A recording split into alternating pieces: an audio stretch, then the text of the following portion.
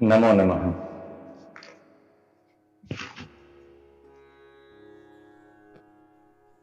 विश्वेशं माधवं ढुंढिं दंडपाणिं च भैरवं वंदे काशीं गुहां गंगां भवानीं मणिकर्णिकां। वाराणसी पुरी मध्ये सदा वास विधायकं विश्वेशं वरदं देवं साष्टांगं प्रणमाम्यहम्।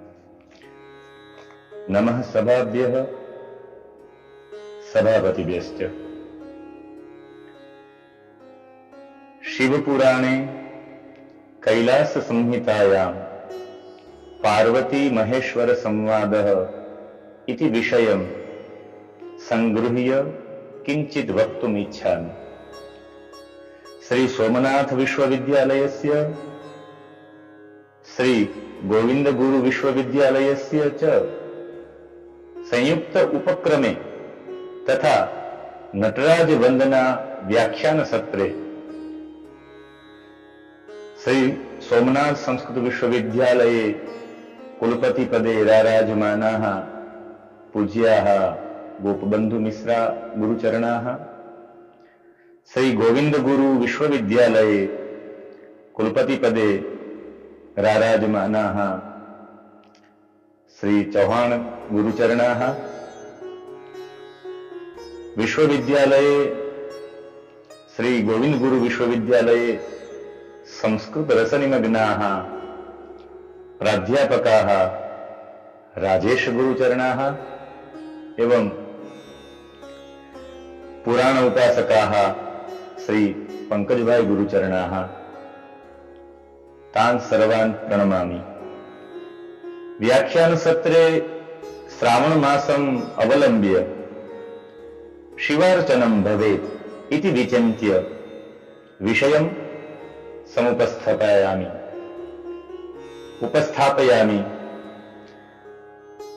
आप सभी को सादर नमन।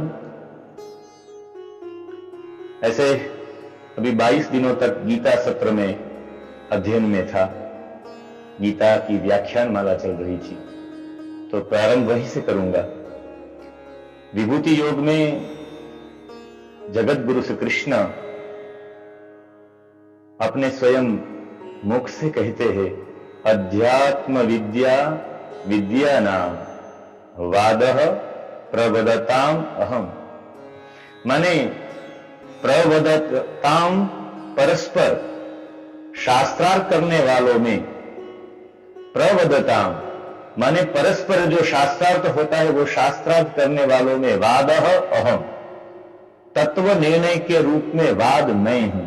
भगवान ने कहा, जगत गुरु कृष्ण ने, कि शास्त्रार्थ प्रकरण में जो तत्व निर्णय के रूप में जो वाद है वो मैं हूं। इससे साबित होता है कि कई और भी प्रकार है। शास्त्रार्थ प्रकरण में देखा जाए तो कई प्रकार प्रचलित है। इनमें 3 प्रकार सबसे प्रचलित है। पहला जल्प, दूसरा वितंडा और तीसरा वाद। जैसे जल्प माने युक्ति और प्रयुक्ति से अपने पक्ष का मंडन और दूसरों के पक्ष का खंडन, अपनी जीत दूसरों की हार, यही भाव के साथ किया गया शास्त्रार्थ जल्प है। जिसमें युक्ति प्रयुक्ति से अपने पक्ष का मंडन ही करना और दूसरों के पक्षों का खंडन करना, हमारा जो पक्ष रखा हुआ है वो सत्य साबित हो और सामने वाला जो पक्ष है उनकी हार हो और वो असत्य साबित करना, वरना ये सत्य नहीं ये साबित करना, ये पूरा शास्त्रार्थ है वो जल्प है।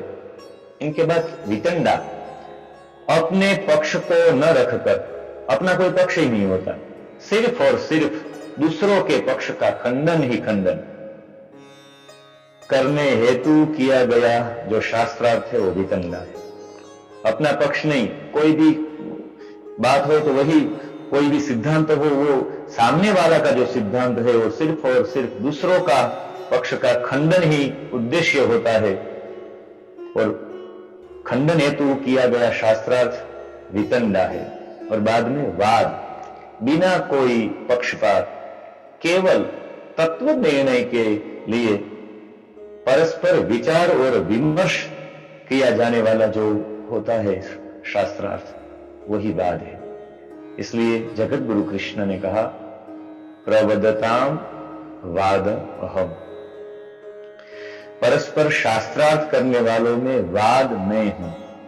माने बिना कोई पक्षपात के केवल तत्व निर्णय के लिए विचार और विनिमय किया गया हो, वही शास्त्रार्थ, उसमें वाद मैं हूं। यहां तो संवाद की बात है, वो भी सम्यकवाद, वो भी उमा और महेश्वर का संवाद। वैसे भी आज के ये उमा महेश्वर के संवाद से हम सभी को संवाद का कौशल्य मां पार्वती से सीखना होना चाहिए, सीखना चाहिए भी, हम सीखेंगे भी। आज के ये सोमवार के दिन ये शिवार्चनम है चर्चा के रूप में, और चर्चा के रूप में ये शिवार्चन है, तो हम रुद्र संहिता, हम कैलाश संहिता और वायुवी संहिता में, तीनों में प्रकरण है उमा महेश्वर का संवाद, लेकिन यहां लिया हुआ है पार्वती महेश्वर संवाद, वो भी कैलाश संहिता से। मैं दोनों पक्ष में भी रखूंगा संवाद, लेकिन आज का दिन हमारे लिए सबसे अहम दिन है, महत्वपूर्ण दिन है, क्योंकि आज के दिन हम सोमनाथ में ही निवास करते हैं और सोमनाथ महादेव की अर्चा तो करते ही, आज अर्चा करके ही आया हूं, अभी चर्चा भी होगी। तो इसके बाद चर्चा होगी, तो भगवान ने कहा मैं वाद हूं, तो यहां वाद के रूप में हम तत्व के निर्णय के रूप में, तत्व निर्णय के रूप में चर्चा करेंगे। व्यास जी ने यहां पार्वती और उमेश्वर, उमा महेश्वर का संवाद रखा है व्यास जी ने। व्यास जी ब्राह्मणों को जो तपस्या कर रहे, जो तप कर रहे ब्राह्मणों को व्यास जी कह रहे हैं, ब्राह्मणों को संबोधित करके कहते हैं कि आप सब भाग्यवान हैं, आपने दीर्घकालीन यज्ञ से भगवान पशुपति को प्रसन्न किया है, आपने पशुपति महादेव जी की उपासना की है।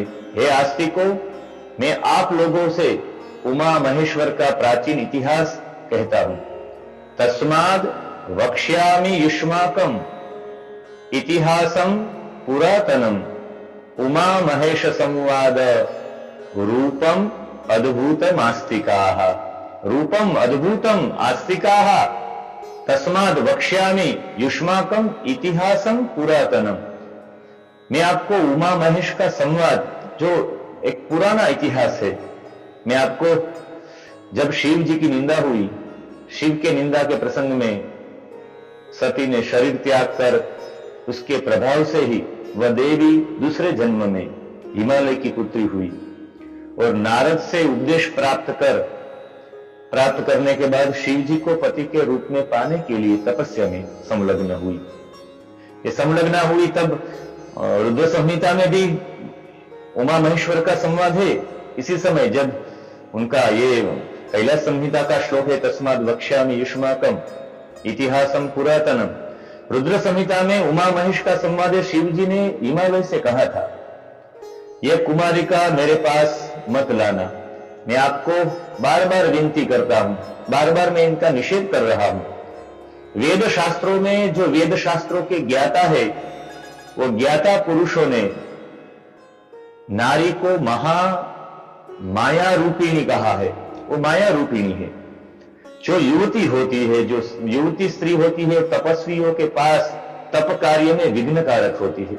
हे भूधर, हे हिमाचल, उसके संग से मेरे मन में शीघ्र ही विषय और वासना की उत्पत्ति होती है, मेरे मन में शीघ्र ही वैराग्य नाश हो जाता है, और मेरा वैराग्य नाश हो जाएगा, इसीलिए मेरा श्रेष्ठतम तप नष्ट हो न जाए, इसीलिए आप अपनी बेटी को यहां मेरे दर्शन के लिए लाने के लिए मैं निषेध कर रहा हूं। उसी समय हिमाचल तो कुछ बोले नहीं, वो चुप हो गए, लेकिन काली ने, मां पार्वती ने स्पष्ट शब्दों में कहा, भगवान आप कौन है?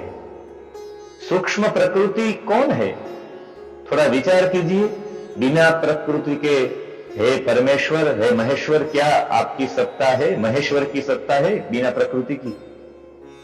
आप शक्ति से युक्त होकर ही सभी प्राणियों में पूजनीय है।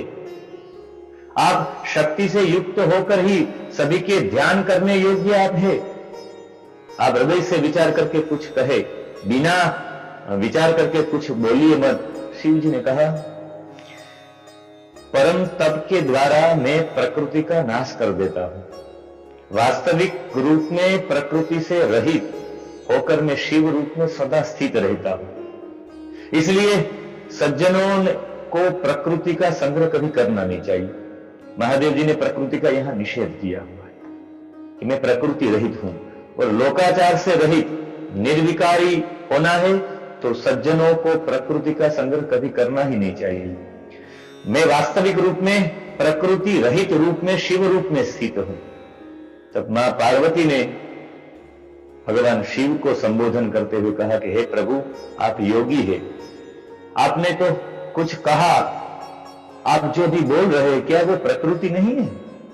वाणी प्रकृति नहीं है, और आप प्रकृति से परे कैसे हो सकते हैं? ठीक विचार कर कहिए आप कि आप ये सब पूरे संसार में जो भी है वो सब प्रपंच है, और वो सब प्रपंच है वो प्रकृति से बांधा हुआ है, और प्रकृति से बांधा हुआ है तो आप मन से जो विचार कर रहे हैं, आप जो कहना चाहते हैं, जो आप करते हैं, आपका करना, आपका कहना, आपका विचार, ये सब प्रकृति से ही होता है। आप सुनते हैं, आप जब खाते हैं, जब आप देखते हैं, आप जो भी करते हैं सब प्रकृति के ही कार्य है। आपका देखना, आपका सुनना, आपका खाना, आपका जो भी कार्य करना है वो प्रकृति के ही अधीन है, प्रकृति के ही कार्य है सब। आप प्रकृति से परे कैसे हो सकते हैं? यदि आप है शिव जी प्रकृति से परे है तो हिमालय पर्वत पर आकर तपस्या क्यों कर रहे हैं? आप स्वयं में स्थित है, प्रकृति से रहित होकर शिव रूप में स्थित है। यदि आप अपने को जानते हैं तो तपस्या किस लिए?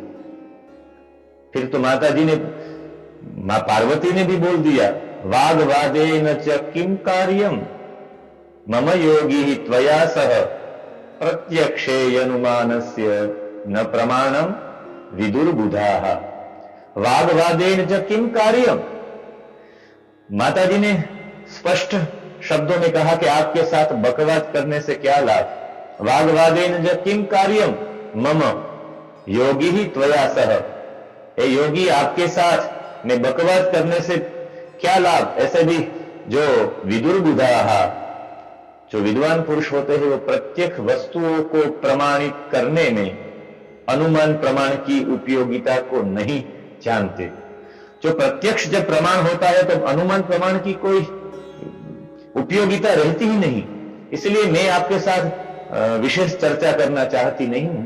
बस मेरे बिना आप निरीह है, मैं प्रकृति हूं। पार्वती ने, काली ने कहा, मैं प्रकृति हूं, अतः आप कुछ भी नहीं कर सकते बिना प्रकृति के, क्योंकि यदि आप प्रकृति से परे हैं तो आपका ये कथन सत्य है महादेव जी। शिव जी, तो मैं आपके समीप भी रहूं तो आपको मुझसे डरना चाहिए नहीं, आप तो प्रकृति से पर है। और तब शिव जी ने, यदि आप सांख्य शास्त्र के अनुसार आप ऐसा कहती है तो प्रतिदिन मेरी सेवा किया करो, महादेव जी ने कह दिया। ऐसे भी महादेव जी के पास रुद्र संहिता का ये संवाद है, उसमें महादेव के सामने पार्वती जी ने जो वाद रखा, संवाद रखा, वह महादेव जी हार चुके और हारना भी पड़ेगा। ऐसे भी हमारे साहित्य ग्रंथों में सुभाषितकारों ने महादेव जी की हार बार बार बताई है। कस्तुवम शूली मृगय विषजम नीलकंठ प्रियेहम केकामेकाम कुरु पशुपति नैव दृश्ये विषाणे स्थाणुर्मुग्धे नवदति तरु जीवितेश शिवायाः गच्छातव्या मिति हतवचा पातु वश्चंद्रचूड़। वो चंद्रचूड़ जो महादेव चंद्र जिनकी शोभा है वो मुझे मेरा रक्षण करे। कैसे महादेव जी?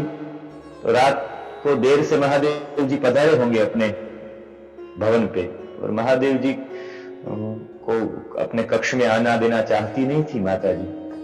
तो मां पार्वती जी ने कहा, कह तुम, आप कौन है?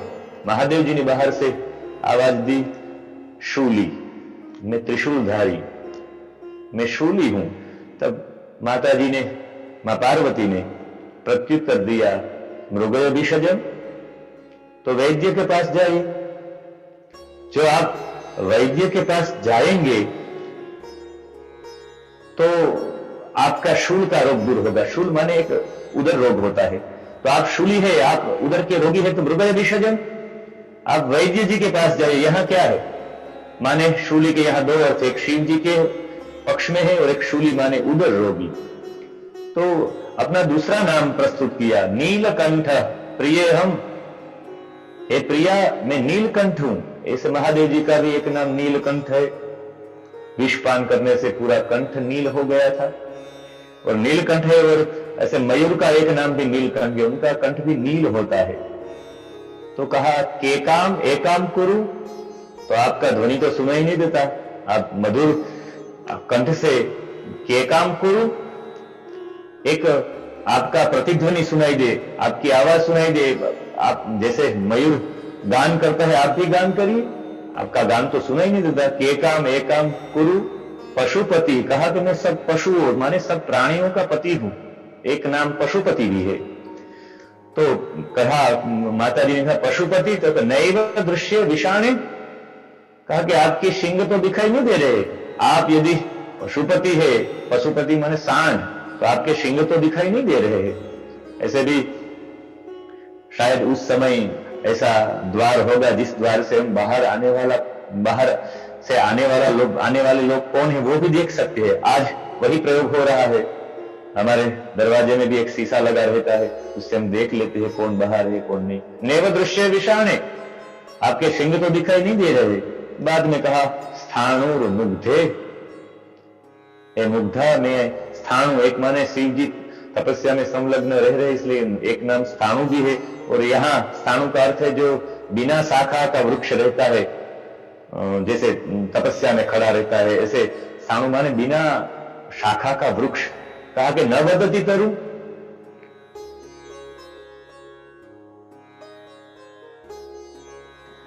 कि कभी वृक्ष तो बोलते नहीं, वृक्ष को वाणी नहीं होती। न वदति तरु जीवितेश शिवायाः, फिर बाद में कहा शिवायाः जीवितेश, माने एक शिवा माने मां पार्वती होती, मैं पार्वती का पति हूं।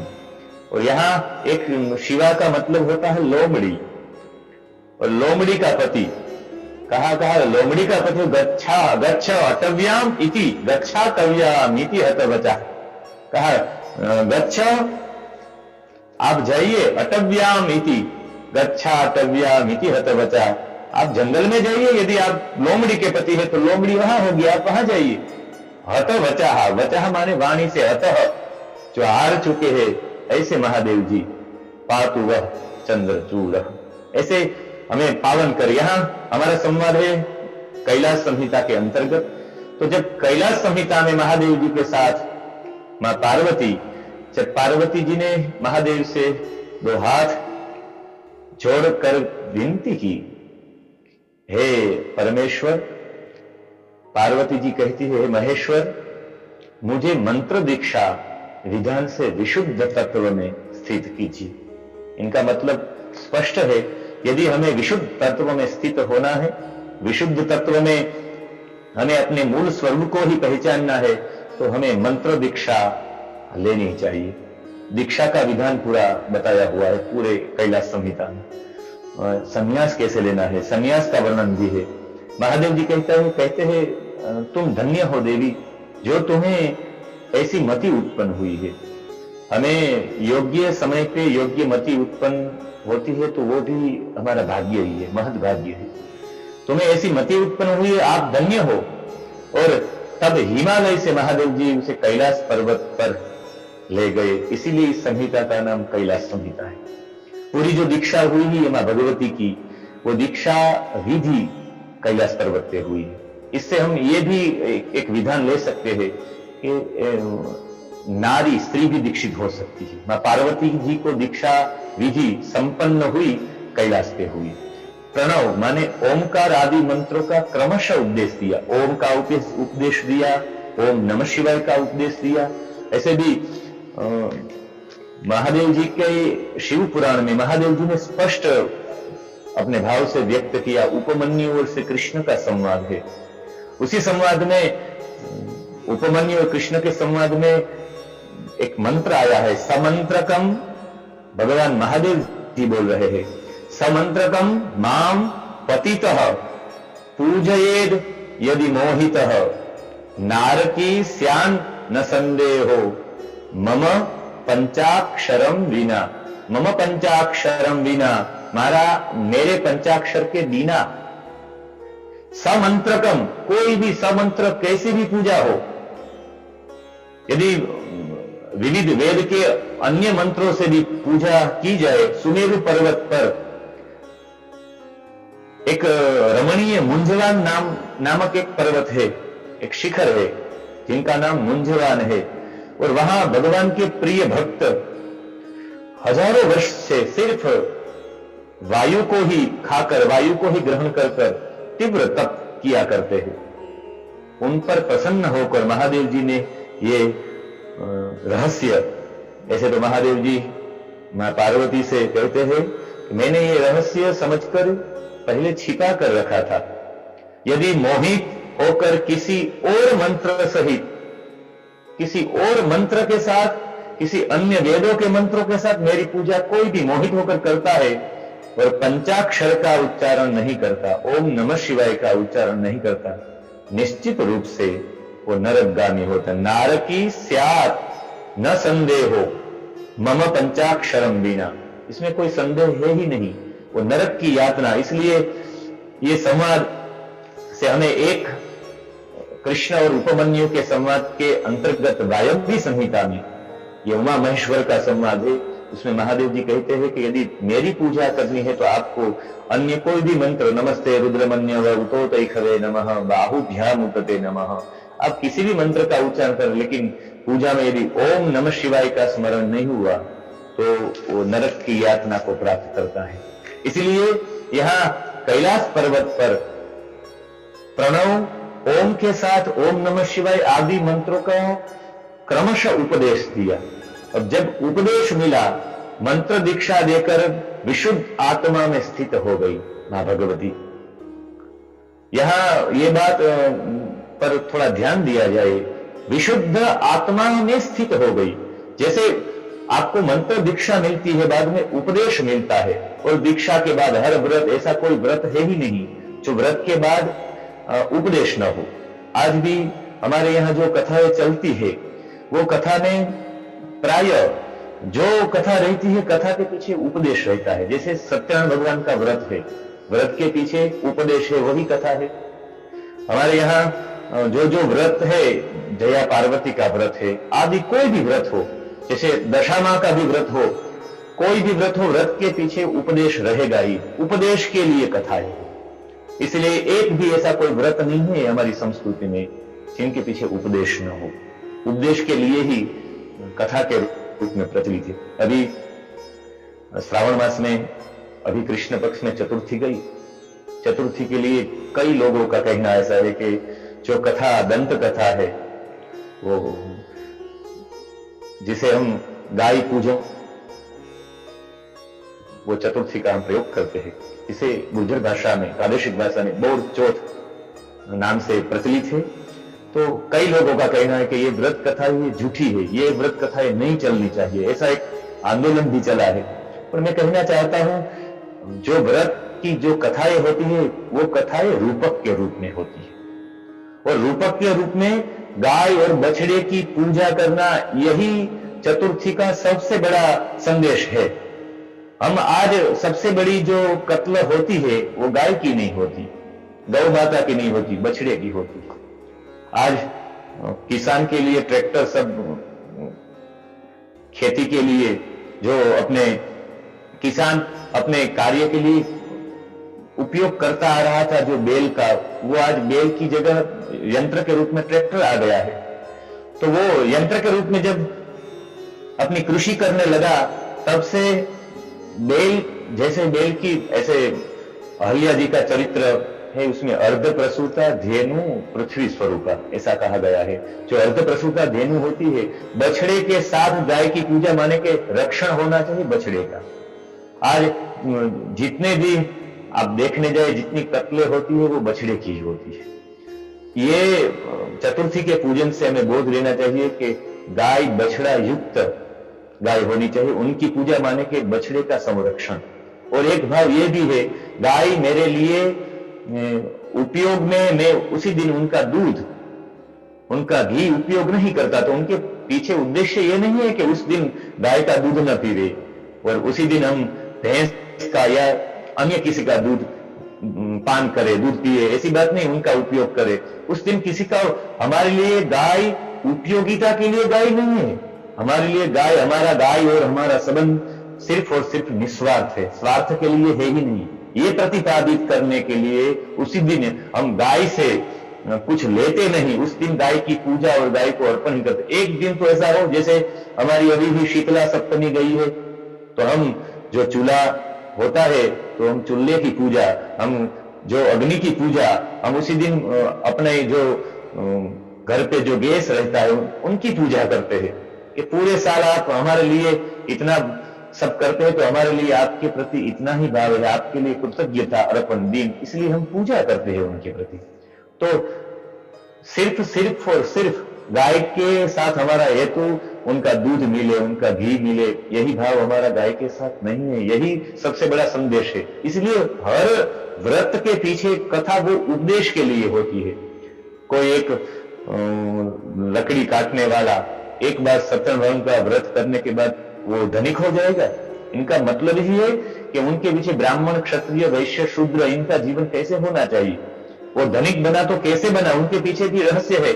हम इसी विषय को छोड़ेंगे, क्योंकि यहां कैलाश संहिता में जब महादेव जी ने मंत्र की दीक्षा दी, दीक्षा देने के बाद उसे उपदेश भी दिया। उपदेश सर्वसे श्रेष्ठ है, दीक्षा इसे ही कहते हैं। मंत्र के बाद उसका उपदेश भी मिले, और उसी समय मंत्र दीक्षा देकर वो विशुद्ध आत्मा ने, उपदेश मिलने के बाद, ज्ञान की प्राप्ति होने के बाद वो विशुद्ध आत्मा में स्थित हो गई मां भगवती देवी। और उसी साथ महादेव जी देवताओं के उद्यान में गए। देवताओं का भी एक उद्यान, बगीचा है, उद्यान में गए। तब देवी की जो सखिया है, जैसे हम जया विजया को ही जानते हैं, लेकिन सुमालिनी आदि उनकी प्रिय सखिया है मां पार्वती जी की। सखियों ने कल्पतरु से फूलों को लाकर मां भगवती को सुशोभित किया फूलों से। तब शिव जी ने अपनी गोद में जगन माता को, मां पार्वती को अपनी गोद में बिठाया। कैलाश संहिता में श्लोक है, तदा सर्व जगन माता धर्तुः अंकम समाश्रिता विलोक्य वदनम धर्तुः इदमाह तपोधनाः।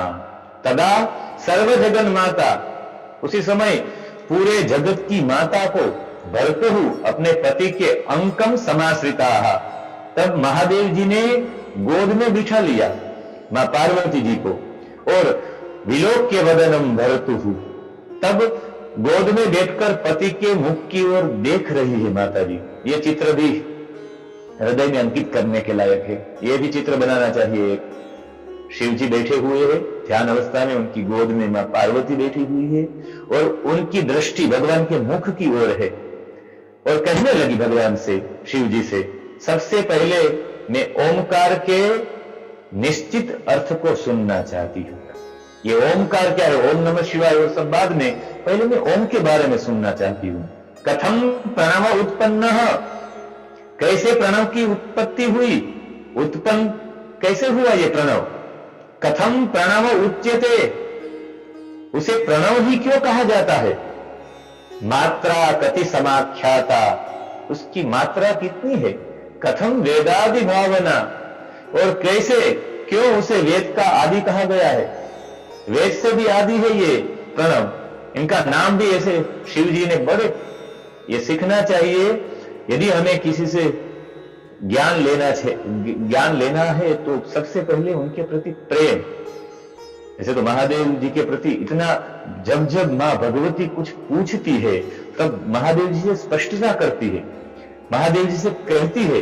जैसे महादेव जी को जब रुद्र संहिता में भी है, शिव पुराण में, उमा संहिता में भी है, जब भी पूछती है मां भगवती तब पूछने की परंपरा कैसे पूछना चाहिए, तद विद्धि प्रणिपातेन परिप्रश्नेन सेवया उपदेक्षन्ति ते ज्ञानम ज्ञानिनः तत्वदर्शिनः।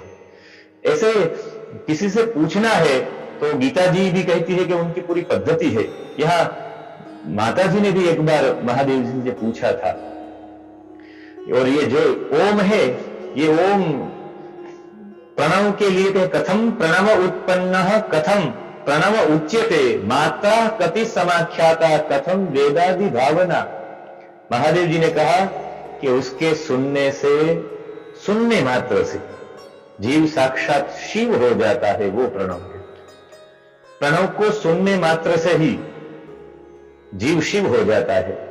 प्रणव का अर्थ वास्तविक ज्ञान है, प्रणव ही वास्तविक ज्ञान है, और वो अन्य कोई नहीं, मैं ही हूं। शिव या प्रणव एक ही है, शिव कहो या प्रणव कहो, दोनों एक ही है। और इनका, इसे प्रणव क्यों कहा जाता, कथम प्रणव उच्यते, इसे प्रणव क्यों कहा जाता है?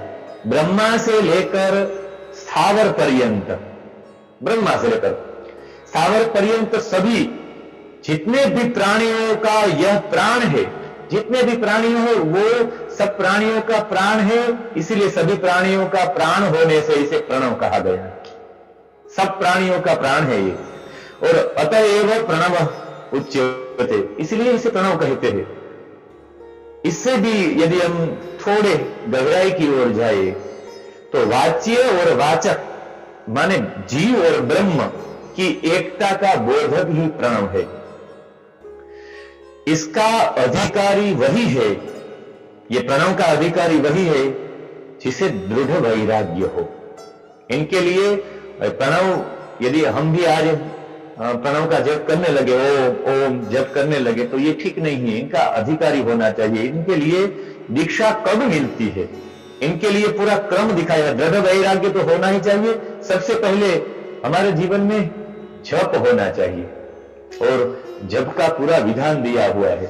हम जितना जप करते हैं, जप करने से हमारे जीवन में स्थिरता आती है, और स्थिरता आने से, जब स्थिरता प्राप्त होती है तो हम सांसों को पहचान सकते हैं। सांसों को पहचानना भी एक सबसे बड़ी उपलब्धि है।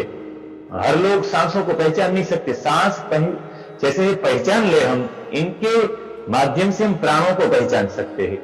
और ऐसे भी प्राणायाम का भी पूरा विधान है। प्राणायाम से हम प्राण की पहचान को ही अपने जीवन में स्वीकृत कर सकते हैं। ऐसे भी हमारी संस्कृति में प्राणायाम माने प्राण से आयु निश्चित होती है। हम कितनी बार सांस ले रहे हैं, इसी से हम आयु का पता चल सकता है हमारा। हम पता लगा सकते हैं कि कौन कितनी आयु तक रहेगा, उनका मृत्यु कब होगा, उनकी सांसों से मालूम होता है। जैसे खरगोश होता है, खरगोश 1 मिनट में 38 बार सांस लेता है। 1 मिनट में 38 बार सांस लेने से इनकी आयु 8 साल की होती है। हर खरगोश 8 साल का होता है। यदि अच्छा खरगोश हो तो 9 साल तक जीता है। माने 1 मिनट में खरगोश 38 बार सांस लेता है। इससे आप बंदर में चले जाइए, इससे आप कुत्ते में चले जाइए, तो सब में कुत्ता होता है वो 10 साल का ही रहता है, उनकी 10 साल की आयु रहती है। ज्यादा से ज्यादा यदि अच्छा जो कुत्ता हो तो वो 12 साल तक जीता है। वो 26 बार 1 मिनट में 26 बार सांस लेता है। ऐसे बंदर देखा जाए तो बंदर की आयुष्य 10 साल ही होती है। बंदर 1 मिनट में 32 बार सांस लेता है। ऐसे कुत्ता 26 बार लेता है, इसलिए कोई कुत्ता 12 साल तक जीता है। अच्छा कुत्ता हो तो 13 साल तक, और बंदर भी 10 साल से ज्यादा नहीं जीता, क्योंकि हमारा प्राण, हमारे सांस से हमारी आयु जुड़ी हुई है। जैसे घोड़ा होता है तो वो 1 मिनट में 18 बार सांस लेता है, वो 25 साल तक जीता है। हम सब मनुष्य 1 मिनट में कभी सामने घड़ी रखकर देखना चाहिए कि हम कितनी बार सांस ले रहे हैं। तो यहां सांस की जो अवधि है मनुष्य के लिए वो 1 मिनट में 15 बार सांस लेता है, इसलिए हमारी 100 साल की आयु है। इसलिए तुम कल्पना करते जीवे मशरदह शतम। और सबसे ज्यादा इस पृथ्वी पे सबसे ज्यादा जिनकी आयु होती है वो है कछुआ। आज भी कछुआ 1 मिनट में 4 बार ही सांस लेता है, और 4 बार सांस लेने से उनकी आयु 1000 साल की होती है। हमें लगता है आज प्राय नष्ट हो चुकी है ऐसी जाति कछुए की, जो 1000 साल की जाति होती थी, आज वो नाश हो चुकी है। लेकिन आज भी राजकोट के प्राणी संग्रहालय में 500 साल का एक कछुआ है। माने 500 साल तक तो आज भी कछुए, ऐसे कछुए मिलते हैं। एक प्रजाति थी जो 1000 साल तक जीती थी, वो 1 मिनट में कछुआ 4 बार ही सांस लेता है। मेरे कहने का भाव है सांसों से, ऐसे भी देखा जाए तो मृत्यु के चिन्ह के बारे में भी मां भगवती ने एक बार महादेव जी से प्रश्न कर दिया था। महादेव जी से कहा, अध्यापि संशयः स्त्रेकः काल चक्रम प्रति प्रभो। हे प्रभु, मुझे काल चक्र के प्रति एक संशय है। मृत्यु चिन्हम यथा देवी किम प्रमाणम तथा युष। महादेव जी ने कहा, महादेव जी से कहा मां भगवती ने, सर्वम कथय मे नाथ यद्यहम तव वल्लभा इति पृष्ठस्तया देव्या प्रत्युवाच महेश्वरः। कहा कि हे प्रभु, आज भी मुझे एक संदेह है काल चक्र के बारे में, इसलिए मृत्यु का चिन्ह क्या है परमात्मा, और आयु का प्रमाण क्या है वो मुझे बताइए। लेकिन मैं आपकी प्रिया हूं, यद्यहम तव वल्लभा, मैं आपकी प्रिया हूं, तो मुझे वैसे ही कहिए जिससे मैं समझ जाऊं, मैं समझ पाऊं। इति पृष्ठस्तया देव्या प्रत्युवाच महेश्वरः। और महादेव जी ने तब पूरा रहस्य भी बता दिया। महादेव जी ने कहा कि मैं जो कहूंगा, मैं तुमसे सर्वश्रेष्ठ शास्त्र मत कहूंगा। माने शिव जी भी शास्त्र मत का अवलंबन करते हैं, वो स्वच्छंदी नहीं है।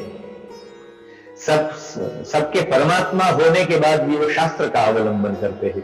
तो हमारे जीवन में शास्त्र कितना उपयोगी है, हमारे जीवन में शास्त्र क्या मायने रखता है, ये बात महेश्वर जी ने स्पष्ट की। महादेव जी ने कहा कि मैं लोगों के उपकार करने के लिए, लोक उपकाराय, मैं अपने मन से वैराग्य उत्पन्न होने के लिए, वैराग्य अपने जीवन में उत्पन्न हो, ये हेतु के लिए और लोक उपकार के लिए मैं आपको ये रहस्य बता रहा हूं। मृत्यु के चिन्ह क्या है, आदमी कब मरने वाला है वो अपने आप ही जान सकता है कि मैं कब मरने वाला हूं। अपनी मृत्यु तिथि लोग कोई भी जान सकता है। जैसे महादेव जी ने मां पार्वती से ये संवाद रुद्र संहिता में, उमा महेश्वर का ये संवाद उमा संहिता में भी है। उमा संहिता में महादेव जी कहते हैं कि जो चारों ओर से पूरा शरीर पीला हो जाए, चारों ओर से पीला शरीर हो जाए, तो समझ लेना चाहिए 6 मास के भीतर उनकी मृत्यु होगी। ऊपर का, गले के ऊपर का जो अवयव है, ये पूरा अपना मुख जो लाल हो जाए, तो समझ जाना चाहिए 6 मास के भीतर मृत्यु होगी। अपना मुख, अपना कान, अपना नाक और अपनी जिह्वा एकाएक जड़ हो जाए, तो समझ लेना चाहिए 6 मास के भीतर मृत्यु होगी। भयानक ध्वनि, कोई भयानक ध्वनि, उग्र ध्वनि शीघ्र ही सुनाई न दे, तो समझना चाहिए कि काल पुरुष का निमंत्रण आ चुका है, वो 6 मास के भीतर मर जाएगा। सूर्य, चंद्र और अग्नि के प्रकाश को हम ठीक तरह से, अच्छी तरह से, सम्यकतया यदि हम न देख पाए, तो समझ लेना चाहिए कि हमारा मृत्यु 4 मास के अंदर निश्चित है। जिसका बायां हाथ 1 सप्ताह में, 1 सप्ताह तक निरंतर फड़फड़ाता रहे, तो समझ लेना चाहिए कि हम 1 मास के अंतर्गत मृत्यु को प्राप्त हो जाएंगे। शरीर के अंग के ऊपर, पूरा शरीर का अंग सूख रहा हो और जो जिह्वा होती है वो मोटी होने लगे, तो समझ लेना चाहिए 1 मास के भीतर मृत्यु होगी। कभी कभी हमारी छाया हमें दिखाई दे, लेकिन वो छाया में अपना सिर न दिखाई दे, तो समझ लेना चाहिए 1 मास में मृत्यु है।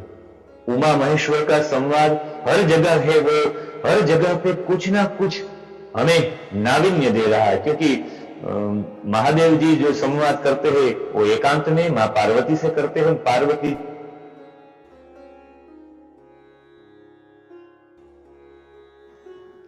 होने से वो महादेव जी अत्यंत गुप्त उपदेश भी दे रहे। आज सोमवार के दिन वो उमा महेश्वर का संवाद हमें चल रहा होगा कैलाश पर, वो गिरीशंत गिरो शयति इति गिरीशंत, गिरो इति कैलासे स्थितः, ऐसे रहने वाले, सम तनोति विस्तारयति, सुखम तनोति विस्तारयति इति गिरीशंत।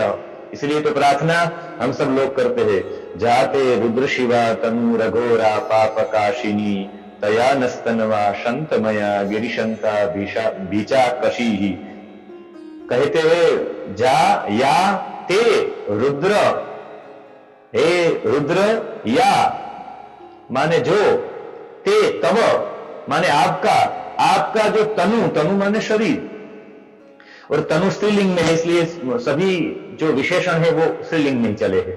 तनु माने शरीर, आपका स्वरूप, तो तनु स्त्रीलिंग में चलता है, तो शिवा अघोरा अपापकाशिनी, तीनों संबोधन रुद्र के लिए है।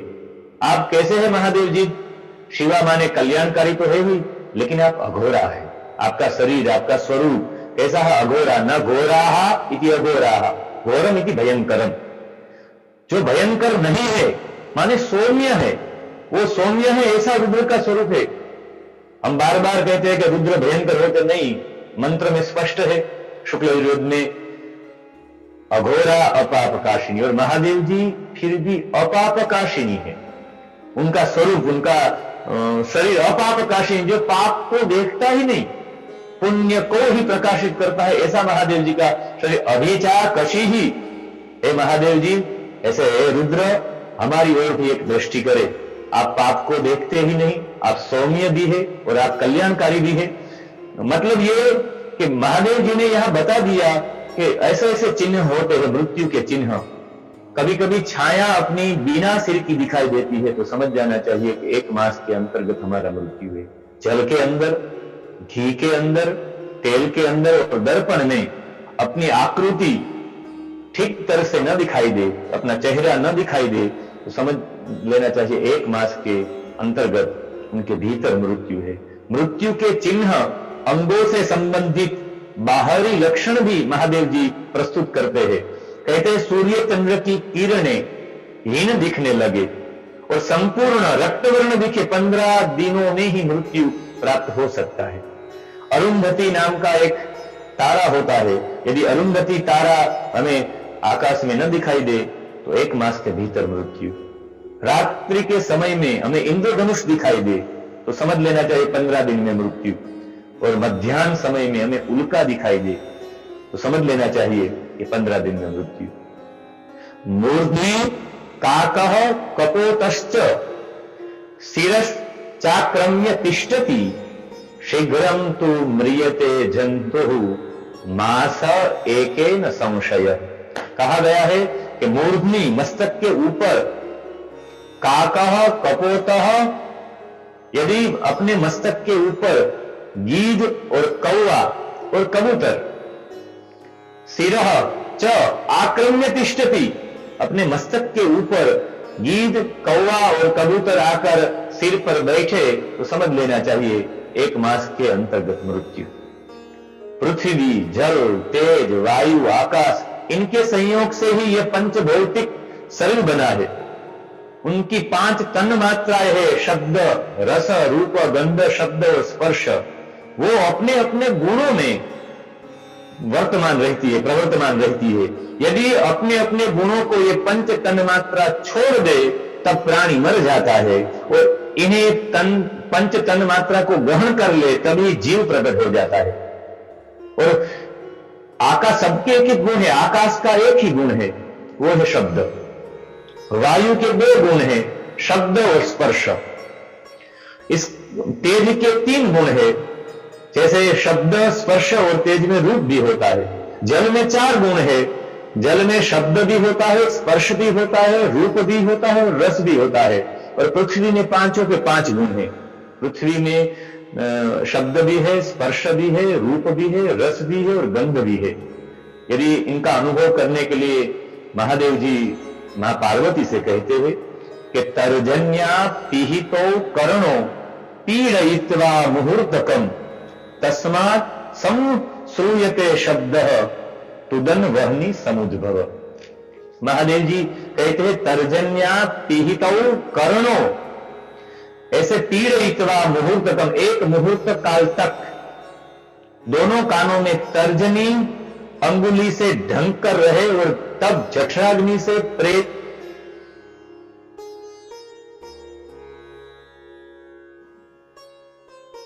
और जो अव्यक्त शब्द सुनाई देता है, अव्यक्त शब्द उसे कैलाश संहिता में उसे ओंकार कहा गया है और उमा संहिता में उसे नाद ब्रह्म कहा गया हुआ है।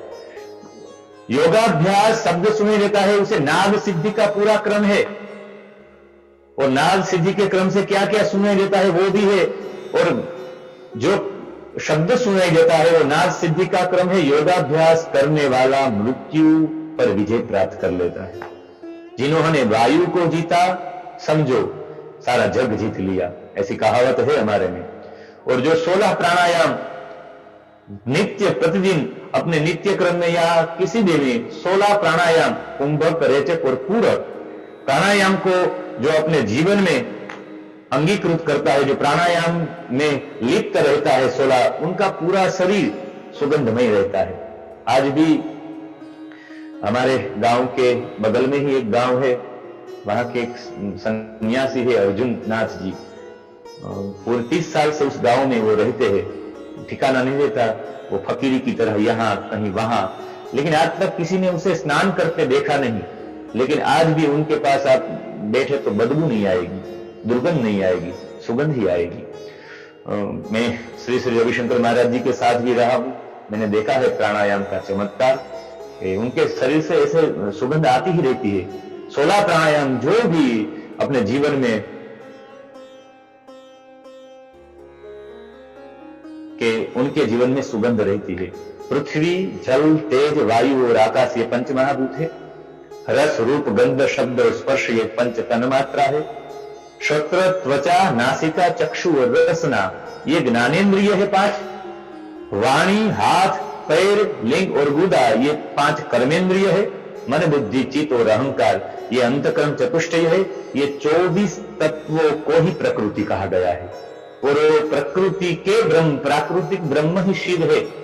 और प्राणायाम से ही हम जान सकते हैं। यहां मां भगवती को कैलाश संहिता में महादेव जी बताते हैं कि पूरा क्रम है। जो दृढ़ वैराग्य वाला जो पुरुष है वही ये प्रणव को प्राप्त कर सकता है, इनको समझ सकता है। और ये समझने के लिए पूरा यह चक्र विधान कहा गया है। चक्रों का भेदन, चक्रों को जागरूक करने से सहस्रार चक्र में स्वयं परमात्मा शिव विराजमान है। और पूरा काल का अतिक्रमण कैसा होना चाहिए, काल का अतिक्रमण करने के बाद मोक्ष गति को कैसे प्राप्त करें, इसी हेतु यहां पूरा चक्र दिखाया हुआ है। पहले मूलाधार चक्र, फिर स्वादिष्ठान चक्र, फिर मणिपुर चक्र, फिर अनाहत चक्र, फिर विशुद्ध चक्र, फिर आज्ञा चक्र और अंत में सहस्रार चक्र जहां परमात्मा है। पूरा हमारी जो ऊर्जा रहती है, हमारी जो चेतना रहती है, वो हमारी चेतना कहां पे हम अटके हुए हैं, कहां हम टिके हुए हैं, हमारी ऊर्जा, हमारी चेतना कहां तक पहुंची हुई है, ये देखने के लिए सबसे पहले मूलाधार चक्र, हमारे जो बैठक का स्थान रहता है, हमारा गुदा और लिंग के बीच का जो स्थान रहता है जहां गणपति निवास करते हैं, तो मूलाधार स्थितोसि नित्यम, वो 4 पंखुड़ियों वाला एक कमल दल है। 4 पंखुड़ियां है कमल की और वही आधार चक्र कहा गया है। ज्यादातर लोगों की चेतना, उनकी ऊर्जा यहां पर अटकी हुई है मूलाधार चक्र में।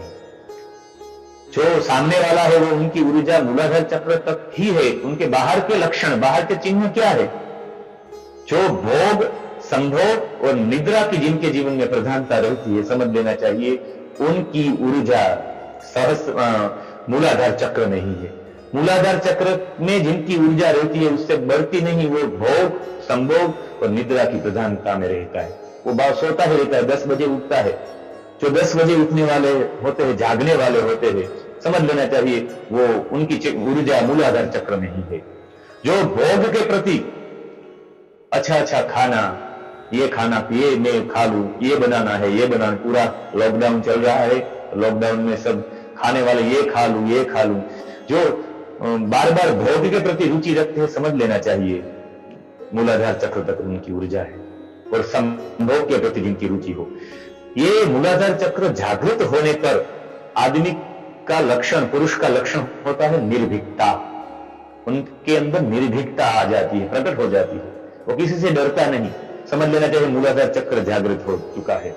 और उनके बाद स्वादिष्टान चक्र रहता है, उनसे थोड़ा ऊंचा, 4 अंगुल, 6 कमल जैसे, पद्म जैसे, कमल जैसे 6 पंखुड़ियों से बना हुआ एक कमल दल है, 6 पंखुड़िया युक्त। और वो 6 पंखुड़िया युक्त जो चक्र है स्वादिष्टान चक्र, उनमें जिनकी ऊर्जा होती है, उनके लक्षण है वो आमोद प्रमोद में उनकी प्रधानता रहती है, मनोरंजन में उनकी प्रधानता रहती है, घूमने में फिरने में उनकी प्रधानता रहती है, मौज मस्ती में उनकी प्रधानता रहती है।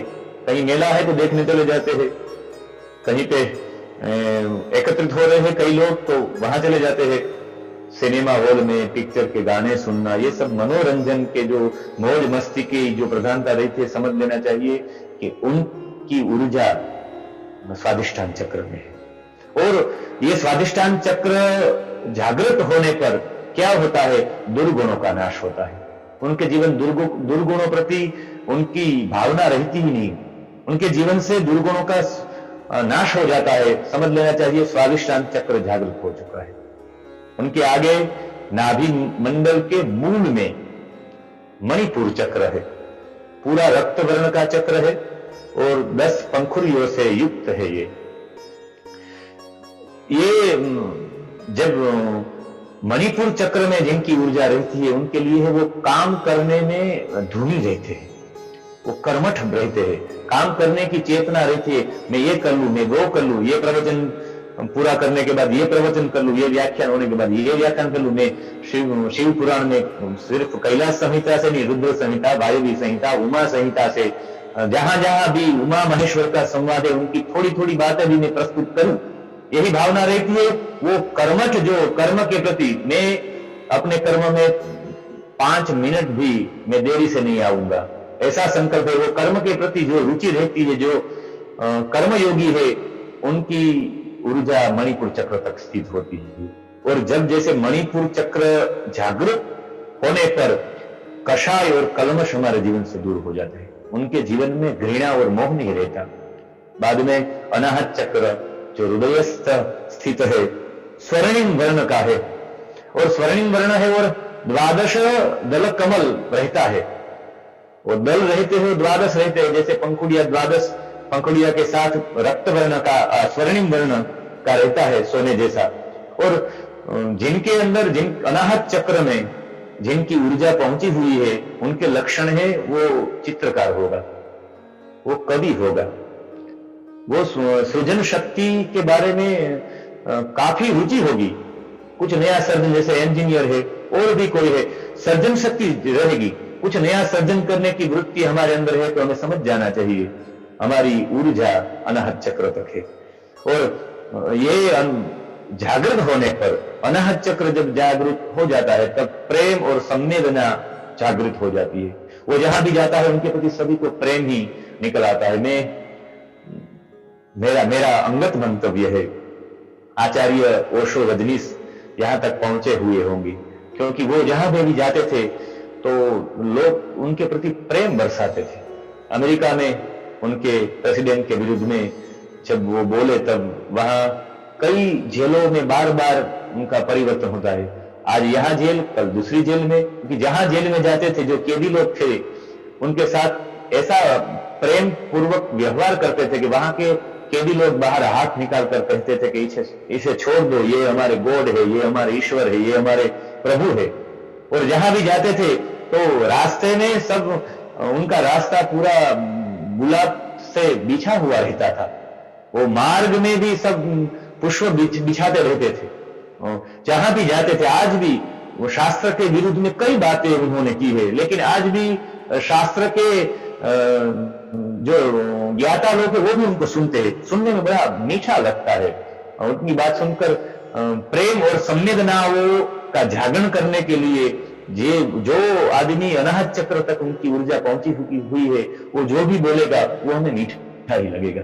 इनके बाद विशुद्ध चक्र जो कंठ में स्थित है, 16 पद्म, 16 दल से ये कमल है, माने 16 पंखुड़ियां है इनकी। इनसे भूख और प्यास को रोका जा सकता है। जो विशुद्ध चक्र में स्थित है, जिनकी ऊर्जा, समझ लेना चाहिए वो भूख और प्यास को रोक सकते हैं, साल के लिए, 2 साल के लिए, 15-20 साल के लिए। अभी ही ब्रह्मलीन हो चुके हैं ऐसे प्रहलाद भाई जानी, जो गब्बर पर्वत के अधभाग में चुंदड़ी वाला माता जी, इसी नाम से सब लोग वहां दर्शन के लिए जाया करते थे। और वो कभी जल भी नहीं पीते थे और कभी भोजन भी नहीं करते थे। तो विशुद्ध चक्र तक ऊर्जा पहुंचती है तो भूख और प्यास को रोक सकता है आदमी, वो व्यक्ति रोक सकता है। और मौसम के प्रभाव को भी रोक सकता है।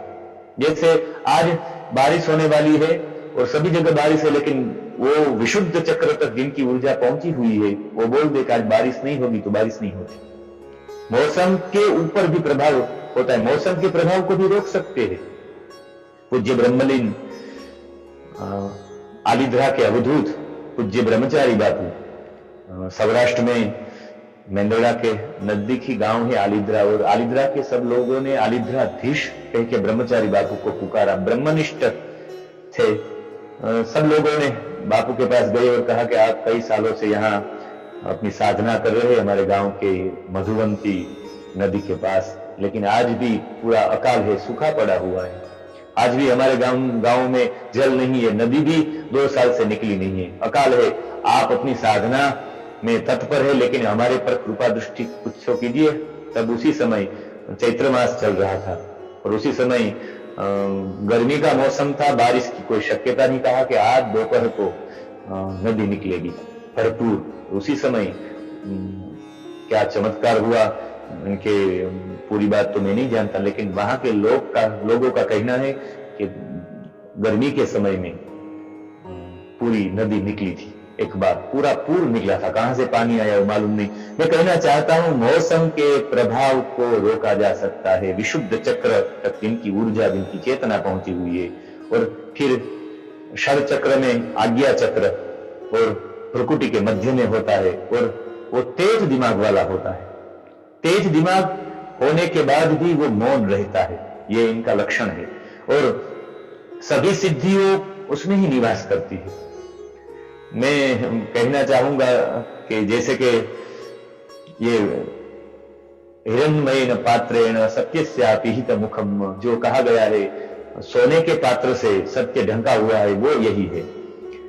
जहां हमारी ऊर्जा आज्ञा चक्र तक जब पहुंचती है तो उनके बाद हमें ऐसा लगने लगता है कि सब सिद्धि अपने आप आने लगती है। तब लगता है कि मैं ही सर्वज्ञ हूं, अब मुझे कुछ पाना है ही नहीं, मैं सब पा चुका हूं, मैं अंतिम पड़ाव तक जा चुका हूं, बस अब इसके आगे कुछ है ही नहीं। जब अंधकार आवरण के रूप में होता है तो मार्ग निकल सकता है। जब अंधकार आवरण के रूप में प्रकट होता है तो हम प्रकाश के माध्यम से आवरण को पार कर सकते हैं, लेकिन जब उजाला ही आवरण बनकर आता है तब उससे हम निकल नहीं सकते। क्योंकि जो कहा गया है, जब ब्राह्मण देवता यज्ञ करवाते हैं तो आज भी हाथ में पुष्प लेकर बोलते हैं स्वस्ति न इंद्रो, मंत्र बोलने के बाद देवा आयांतु यातु धाना अपयांतु विष्णु देव यजनम रक्षस्व। जैसे ही पुष्पों को आकाश की ओर फेंकने के बाद, आकाश की ओर अर्पण करने के बाद, ऐसे भूमोम प्रादेशम कुरियात, ऐसा कहते हैं कि ऐसे प्रादेश मात्र की भूमि के ऊपर आप अपना हाथ रख दीजिए। ये प्रादेश मात्र यही ये है आज्ञा सहस्रा चक्र तक यही प्रदेश मात्र है, इतना ही फासला है। इसे ही कहा गया है पुरुष सूक्त में, सहस्रशी रेखा पुरुष सहस्राक्ष सहस्रपात सभू निघ्घू सर्व तस्प्रतवा त्यतिष्ठ दशांगुलम। दश अंगुलम माने जो ये 4 और 4 8 और 2 10 अंगुली का जो फासला है वो और कोई नहीं, वो आज्ञा चक्र से सहस्रा चक्र तक ही है।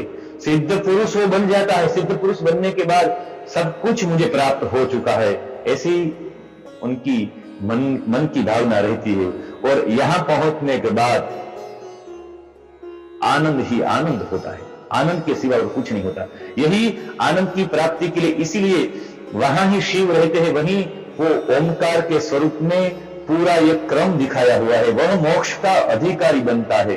और पूरा एक काल का अतिक्रमण करने के लिए यहाँ एक संन्यास परंपरा दिखाई हुई है कैलाश संहिता में। और जो संन्यास की पद्धति है यहाँ रुद्र कैलाश संहिता में एक संवाद वामदेव का और स्कंद का भी है। यहाँ प्रणव किसके लिए? उनके लिए दक्षिणम बाहुम उद्धृत्य शपथम प्रब्रवीमिते सत्यम सत्यम पुनः सत्यम सत्यम सत्यम पुनः पुनः। महादेव जी और मां पार्वती का जो संवाद कैलाश संहिता में चल रहा है, वहां कहा यो गुरु स शिव प्रोक्तो य शिव स गुरु स्मृत। जो अपने गुरु को ही शिव माने और जो शिव को ही अपना गुरु माने, ऐसा जो साधक रहता है वो साधक आचार्य के पास पहुंचता है। और आचार्य के पास पहुंचकर गुरु से आज्ञा पाकर 12 दिन तक 12 दिनों तक सिर्फ और सिर्फ दूध पान ही करता है, और अन्य भोजन का त्याग करता है, दूध पीकर ही रहता है। और जब शुक्ल पंचमी व एकादशी जब आती है तब उस दिन वो अपना नित्य क्रम पूरा करता है। गणपति पूजन से लेकर पुण्यावाचन मातृका नांदी श्राद्ध तक वो नांदी श्राद्ध भी करता है, और उनके बाद वो मुंडन करवाता है। ऐसे एक मत ऐसा भी है कि शिखा के साथ शिखा भी उसी समय वो त्याग कर देता है। बगल और गुह्य स्थानों के केश को छोड़कर अन्य सब केश को वो त्याग कर देता है, मुंडन करवा देता है, और बाद में ब्रह्म यज्ञ करवाता है।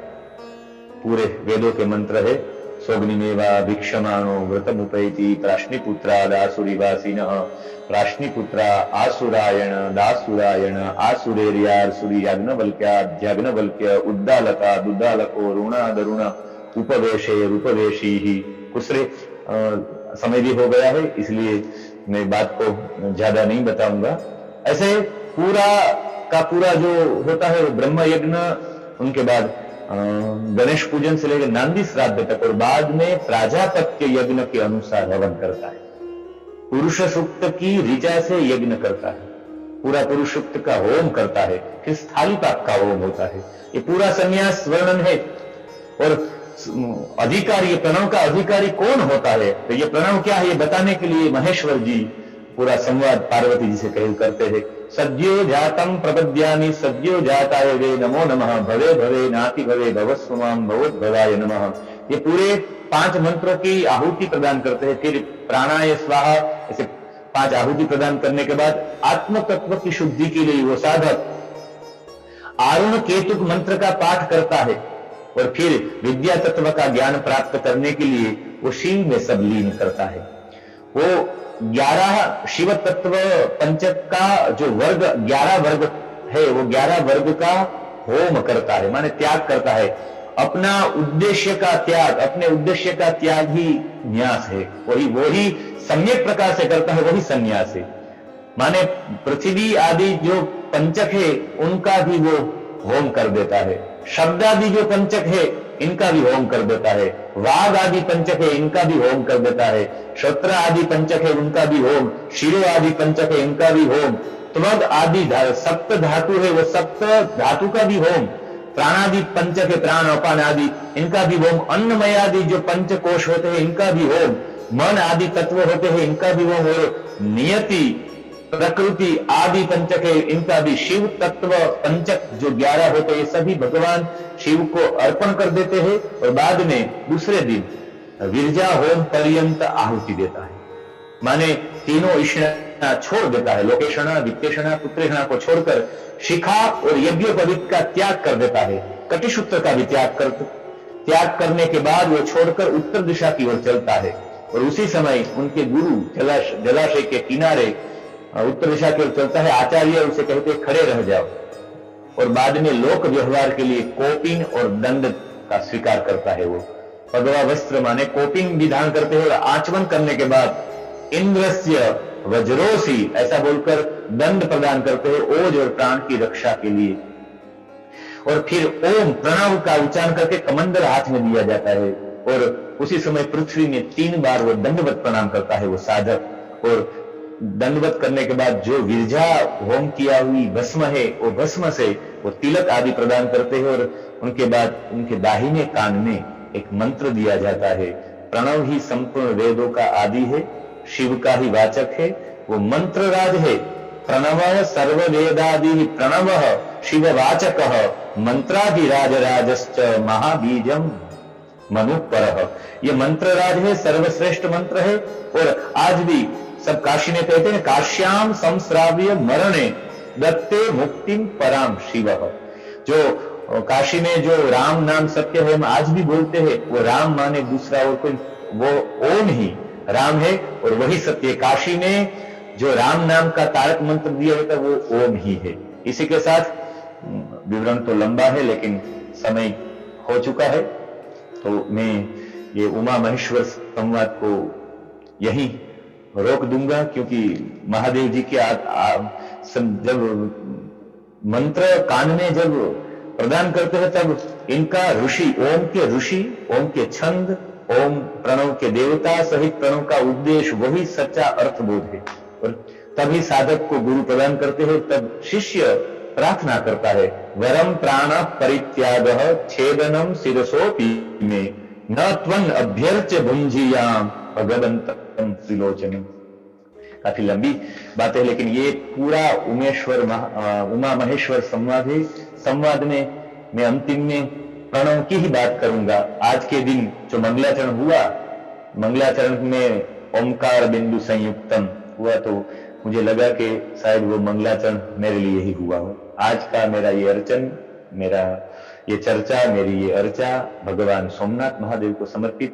मैं सबसे व्यास जी का और पंकज भाई रावल का, दोनों का धन्यवाद ज्ञापित करता हूं। मैं कृतज्ञता अर्पण करता हूं। आज के दिन, सोमवार के दिन, एक शिव अर्चना करने का मुझे अवसर प्राप्त हुआ। इनके लिए मैं राजेश जी और पंकज जी दोनों का आभारी हूं। आप सभी को जय सोमनाथ।